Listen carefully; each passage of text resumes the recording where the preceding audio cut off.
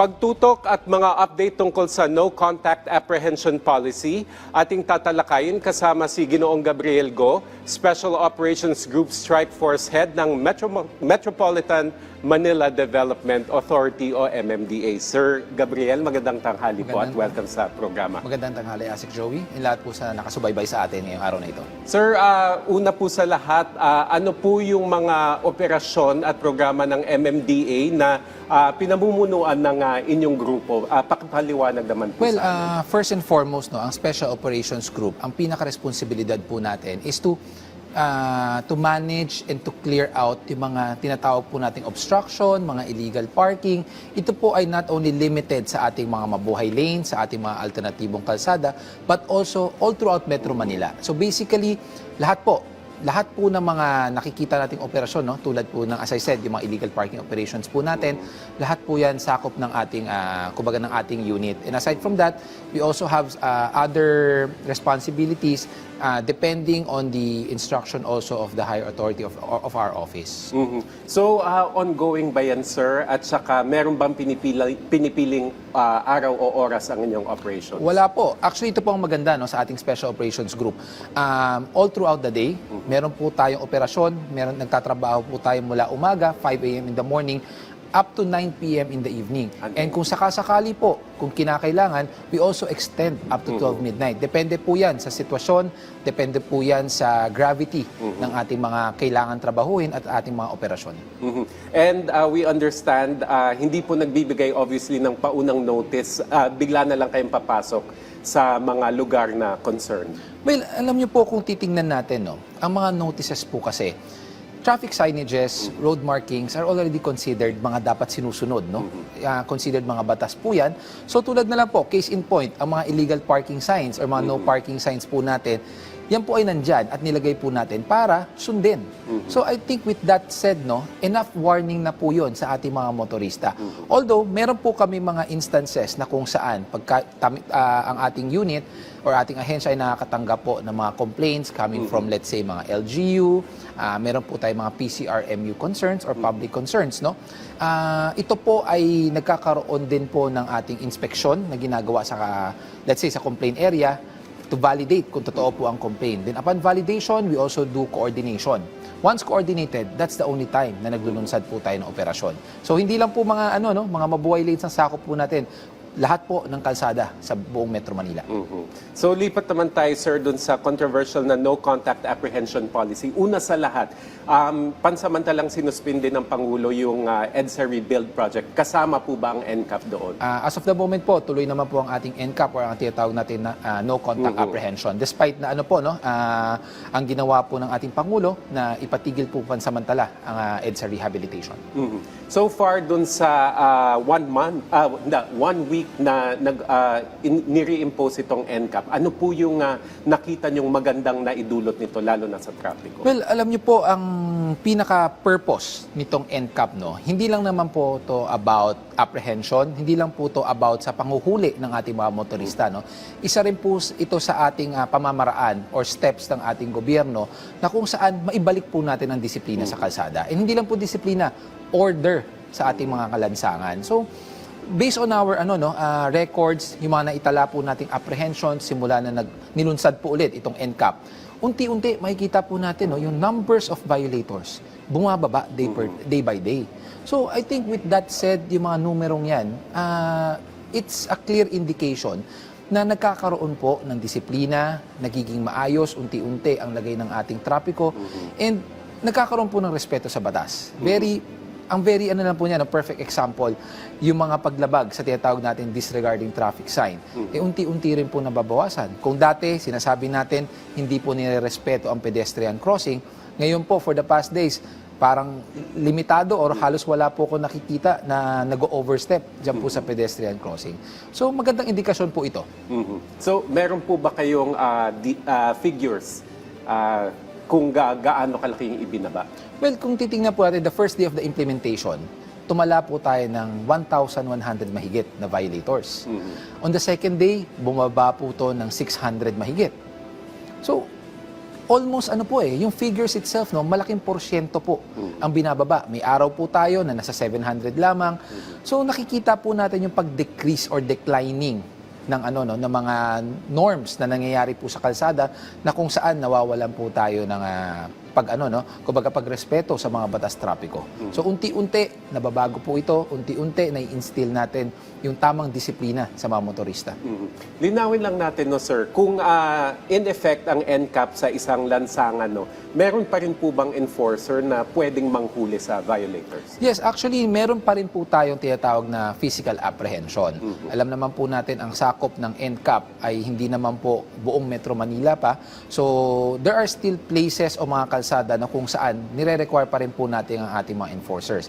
Hindi po ibig sabihin na may NCAP ay wala na po enforcers. Meron pa rin po yan. Lalong-lalo na po ngayon, meron po tayo mga tinatalakay na issues such as yung problema po sa mga nagtatakip ng plaka.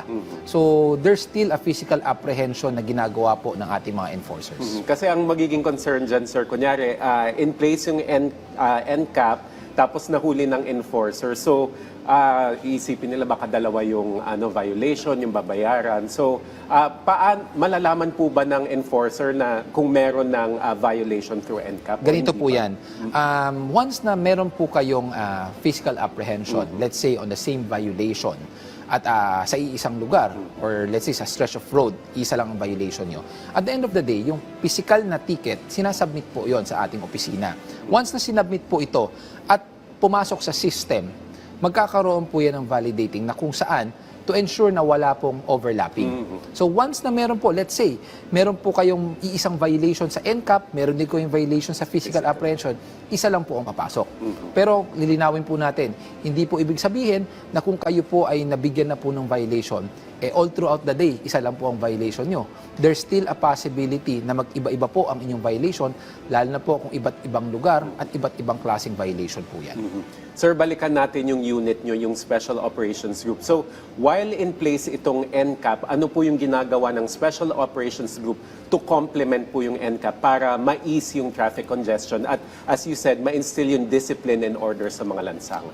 Isa po sa responsibilidad po natin is to ensure na wala pong hambalang sa ating mga mabuhay lanes. Mabuhay lanes ay binuo po yan para magkaroon ng alternatibong kalsada ang ating mga motorista to ease up the traffic congestion sa major thoroughfares and also mabigyan po ng mas mabilis na madadaanan ng ating mga motorista. And also, kasama na rin po dyan ang mga pedestrian na kung saan napakahalaga po ng sidewalk. So, tinututukan po natin ang puspusan na pagkiklearing po natin sa mga mabuhay lanes. Hindi lang po double time, triple time po ang pag-ooperate po natin, and to ensure na yung mga mabuhay lanes na ito ay ma-provide po ang purpose, which is to have an alternative route para sa ating mga motorista. Sir, ibabalik ko lang doon sa NCAP uli kasi tanong talaga ito, paano ba yung process ng pag-contest? And I understand last week parang may planong mag-launch ng app para malaman mo kung nahuli ka through NCAP. Tama po kayo. We are on the verge of launching hindi lang po isang application but also through SMS text blast, no? Kung saan ino-notify po kayo kung meron po kayong violation. And aside from that, yung NCAP naman po natin, let's say meron po tayo mga instances na kung saan merong kailangan i-contest, meron po tayong tinatawag na online na ginagawa. So hindi na po kailangan physical na pumunta ang ating mga motorista para po i-contest ang kanilang huli kung sakasakali po na hindi naman po tama or sa tingin po nila mali po ang panghuhuli sa kanila. So everything is digitalized. I-scan lang po ang mga QR codes natin, and from there i-fill up lang po natin online. Lahat po ng detalye, clearly nandun naman po, i-indicate lang po natin, mabilis na proseso na lang po ito. Nabanggit nyo kanina, sir, yung mga nagtatakip ng plaka. So, dahil nga sa NCAP. So, I guess dito po mahalaga yung mga physical, yung pag-flag o yung mga enforcer natin. Pero ano po yung mga ginagawang hakbang ng MMDA para nga mahuli itong mga gumagawa na ito? Opo, actually napaka-importante, no. Lagi natin sinasabi, the plate number or the motor vehicle plate number is a unique identifying mark ng mga sasakyan. Hindi lang naman po ito, isipin na lang natin, kailangan po natin makita ang plaka just because of apprehension. tandaan po natin, it also adheres to road safety and public safety. So, dyan po, tama po kayo, dyan po mapasok ang physical apprehension na kung saan, pag ito po ay na-monitor ng aming command center through the CCTV cameras, agad po itong niraradyo ng ating command center sa mga ground enforcers po natin na kung saan sila ay nakadeploy at agaran po, either we find them or tinitingnan po natin kung saan po natin sila pwede ma-intercept to do the physical apprehension. After the physical apprehension, since makukuha po natin ang detalye, ang plate number, dito po pumapasok ang tinatawag po natin collaboration between the other enforcement agency. And para lang po sa kaalaman din ng lahat, just this morning, nagkaroon po tayo ng isang pagpupulong kasama po ang Land Transportation Office na kung saan we decided lahat po ng mga nakukuha naming sasakyan na nakatakip po ang plaka, after physically apprehending them, ito po ay susumite namin sa LTO for them na to review and to check kung ano po yung mga iba pong mga kaso or ibang penalty na pwede pong ibigay dyan. Sa MMDA, meron ng violation. Yes, meron po kaming ini-issue na violation ticket which is worth 5,000 pesos po. Pag kayo po ay nahuli namin na tinatakpan po or kumbaga you are altering ang inyong mga plate numbers po. So, 5,000, tapos kung ano pa yung sasabihin ng LTO, dagdag pa yun. Yes. So, babala talaga sa mga nagtatapit. Opo. Sir, balikan naman natin yung EDSA rehabilitation. Bagamat sinuspend ng Pangulo ito for 1 month, pending kung ano yung pinaka-mabuting means para mapagaan talaga yung trapiko, daloy ng trapiko habang nire-rehabilitate yung EDSA. Ano yung paghahanda na ginagawa ng unit nyo para sakaling ituloy na itong EDSA rebuild, hindi talaga maging problema o maging congested ang ating roads kahit meron tayong alternate routes? Actually, it's a very good ginawang desisyon ng ating mahal na Pangulo itong pagpo-postpone for the meantime. Dahil alam po natin marami tayong mga aspeto na kailangan din po tingnan at i-consider. So with that, puspusan pa rin naman po ang ating unit or the Special Operations Group when it comes to the clearing operations. Lagi natin sinasabi, ang kalsada ay para sa continuous mobility, ang bangketa or a sidewalk is para po sa pedestrian. So we have to ensure, hindi lang po because we are looking into or magkakaroon po ng rehabilitation ng EDSA, but all throughout the day po, dapat po yan ang problema sa traffic. Isa pong solusyon na nakita natin is to decongest the major thoroughfares. And kaya po andyan ang mabuhay lanes, andyan po ang alternate routes, is to ensure na tuloy-tuloy po ang flow ng traffic. Kung ito po ay mapupuno ng mga tinatawag natin mga illegal parking, then definitely it will defy the purpose of it. That's why puspusan po tayo, tuloy-tuloy, araw-araw, umaga, hapon, even up to the extent ng gabi, puspusan po ang pagsasaayos natin itong mga kalsadang ito. Sir, matanong ko lang, balik ko dun sa SOG. So, kasama ba yung mga footbridge, yung mga obstruction doon? Kunyari, merong structures na inilagay at hindi madaanan ng mga tao yung mga footbridge. Kasama ba yun sa kiniklear? Kasama po ito. Actually, meron din po tayong isang unit na kung saan ang main responsibility po nito, ang tinatawag natin sidewalk clearing operation group po natin, na kung saan sila rin po or tayo po ang nag-aayos ng mga illegal structures, obstruction sa footbridges, mga obstruction sa sidewalk. So lahat po ito kiniklear po natin, tinatanggal natin. Dahil yun nga po, sinasabi natin, footbridges para sa safe passage din po yan, para makatawid ang ating mga kababayan, ang mga bangketa.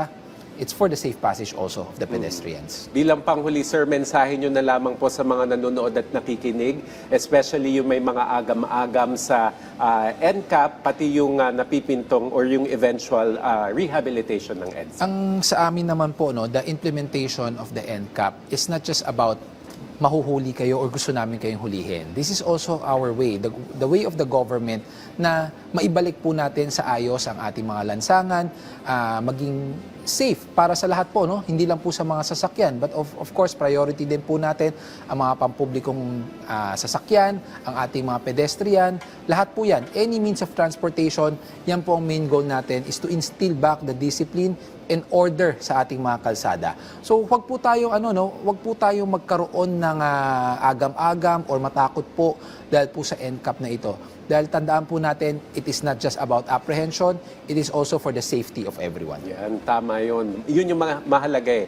It's for the safety of everyone. Hindi lamang yung, syempre, importante yung pag-instill ng discipline and order. Pero ang mahalaga ay ligtas tayong lahat. Ligtas ang ating mga lansangan. Maraming salamat po sa inyong oras, Ginoong Gabriel Go, Special Operations Group Strike Force Head ng MMDA.